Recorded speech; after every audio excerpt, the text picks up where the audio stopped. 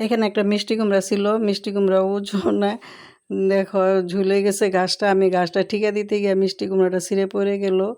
এখানে আমি একটা বাঁশ দিয়ে ঠিকে দিছি। এখানে একটা রশি ছিল, রশিটা ছিঁড়ে গেছে, পাতা শুদ্ধ পড়ে গেছে মিষ্টি কুমড়ার ভারে।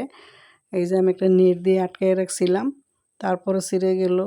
এই যে নেটটা আমি এখন খুলবো, নেটটা খুলে দেখবো কুমড়াটা কেমন হয়েছে। আশা করি ভালো হয়েছে। আর এই মিষ্টি কুমড়ার অনেক বড় হয়, ওজনে ছিঁড়ে গেল। এই যে দেখো কত সুন্দর মিষ্টি কুমড়াটা, সবুজ। এটা এখনও বাড়তি হয় নাই, করা একদম করা, আরও সুন্দর হইতো, বড় হইতো। আর তারপরে পানি দেওয়া হয় নাই গাছে, গাছে পানি দেওয়া হয় নাই, গাছগুলিও মরে গেছে, অনেক শুকিয়ে গেছে। এখন এই মরিচগুলি উঠাই ফেলতেছি, এখন পানি দিব। মরিচ ওঠানোর পরে আমি পানি দিব বেশি করে। এই যে দেখো অনেকগুলি মরিচ উঠাইছি, লাল মরিচগুলি লাল। এই যে দেখো।